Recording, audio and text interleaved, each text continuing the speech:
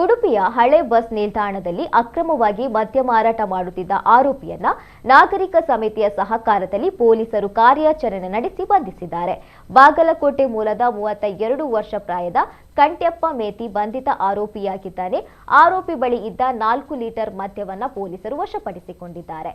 ಸಾರ್ವಜನಿಕರ ದೂರಿನ ಮೇರೆಗೆ ಇನ್ಸ್ಪೆಕ್ಟರ್ ಮಹೇಶ್ ಪ್ರಸಾದ್ ನೇತೃತ್ವದಲ್ಲಿ ಪೊಲೀಸರು ಕ್ಷಿಪ್ರ ಕಾರ್ಯಾಚರಣೆ ನಡೆಸಿ ಆರೋಪಿಯನ್ನ ಬಂಧಿಸಿದ್ರು. ಉಡುಪಿ ನಗರ ಪೊಲೀಸ್ ಠಾಣೆಯಲ್ಲಿ ಪ್ರಕರಣ ದಾಖಲಾಗಿದೆ.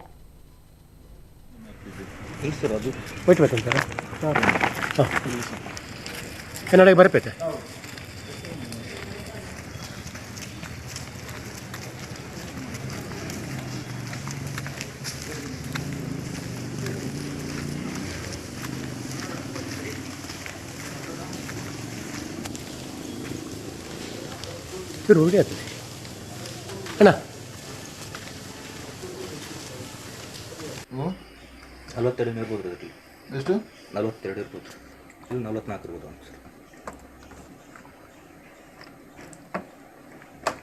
ನೀನು ಎಷ್ಟು ಮಾರಿದ್ದೆ? 4 ದಿವಸ ಅಷ್ಟು. 4 ಮಾರಿದ್ದೆ. 50 ಸರ್. 10 ಬಂದರೆ